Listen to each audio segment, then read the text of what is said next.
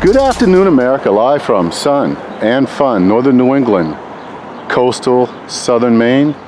This is Frank Margel, out and about with you here in Maine's largest city. Yeah, we are at the world famous Red Claws Sports Complex. And I'll zoom out a little bit and give you a little better view here.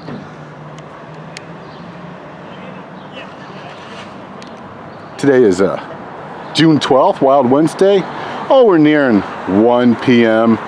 in the afternoon, of course. Wicked nice weather. Great to get out and about.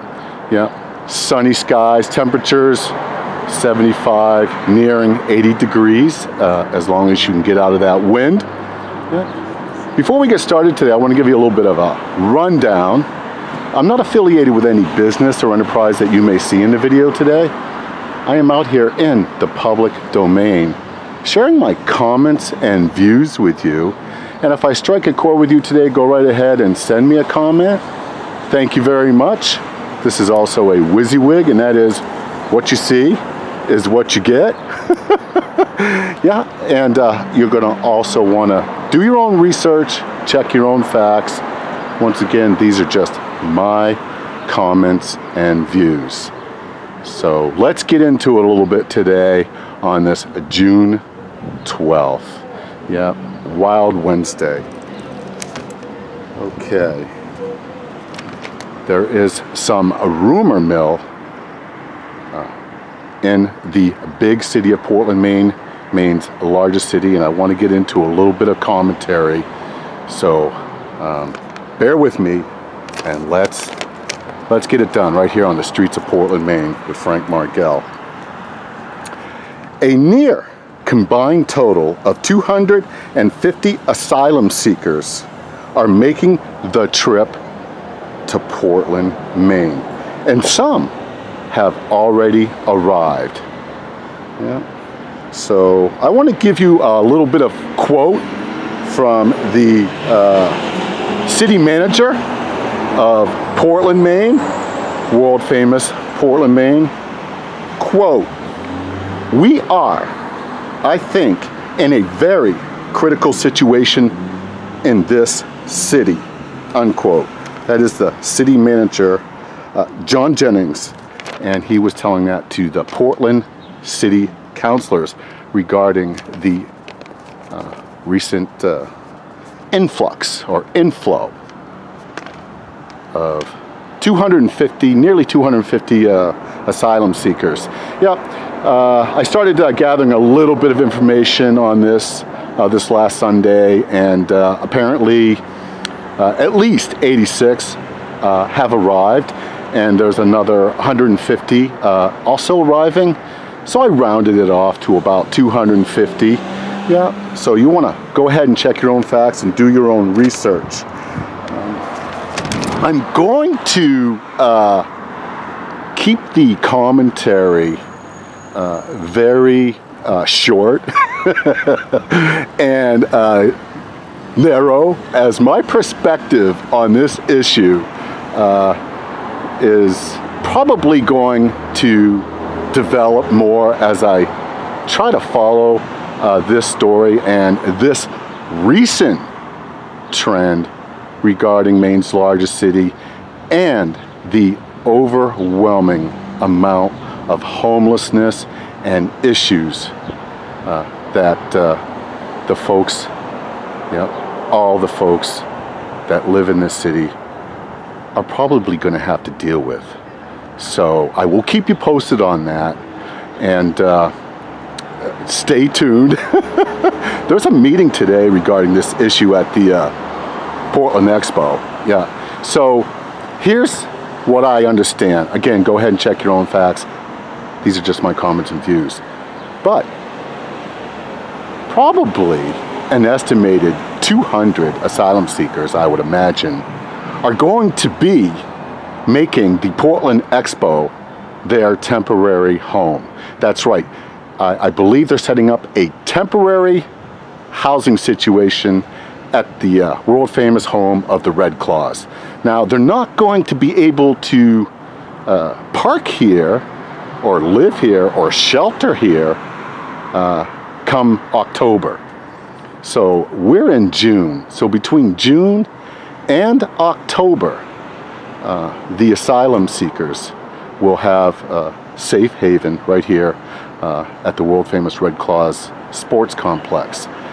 Come October, more is going to need to be done to continue to house. Now, also the rumor that is spreading is that it may swell much higher than approximately 250, as Portland has also been deemed, suspiciously or not, a sanctuary city. Now, there's some scuttlebutt regarding that, whether they are deemed or advertising that they are a sanctuary city or not. Apparently, what John Jennings told the city council is that we're dealing with a sanctuary city issue here. But I don't speak for John Jennings. They didn't ask me to speak for them, and I don't speak for the city council, obviously. But we're looking at a sanctuary city issue right here. So when the Red Claws return in October, they're going to need the stadium to start practicing basketball and start their season right here in northern New England, coastal southern Maine, sun and fun. So as this community here in coastal Maine, Maine's largest city, Portland, Maine, is responsible now for providing for these asylum seekers, there is also a little bit more information you can look into. The city of Portland currently does not have enough funds in their budget to handle this overwhelming homeless situation that already exists. So they are asking for donations. Yeah, so I'm going to give you a little bit of information if in fact you want to help out the city of Portland and the residents here take care of this problem and this business. I have some information. Again, I don't speak for the website, but here we go. You can find this information at https://1554/support-asylum-seekers, or you can try to just Google, support asylum seekers, Portland, Maine. They're going to pull up all kinds of information, press releases, but there is also a Portland, Maine, a city of Portland, Maine, a donation page, and I'm going to quote from that. Okay, just part of it, and then you can do the rest on your own. Quote, this is the headline: support asylum seekers. As many have read in recent newspaper articles, there are many asylum seekers in Portland who are staying at our family shelter and the warming center and overflow spaces that the city of Portland provides. Many have asked how they can provide support.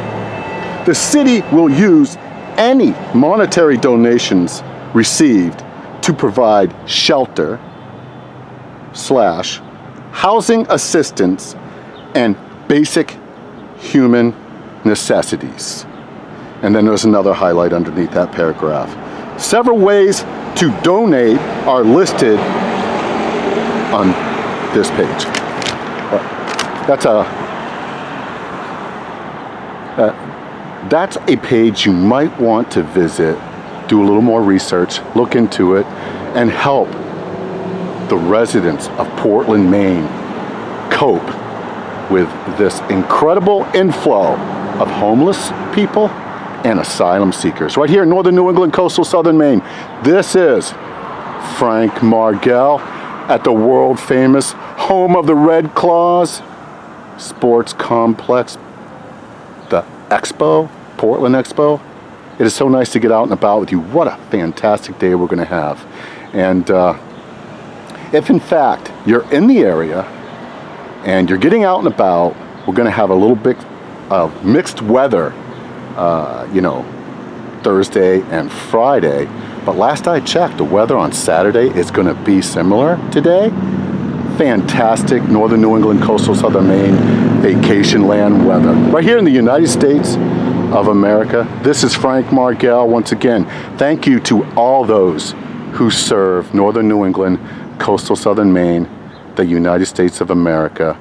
Have a great Maine day, and I'll do my best to keep you posted. Once again, if you're going to send me a comment, and there is a comment page underneath the video, please remember to keep it upbeat and clean, as I am out here in the public domain on the streets of Portland, Maine, on a gorgeous Maine day. You take care. This is Frank out.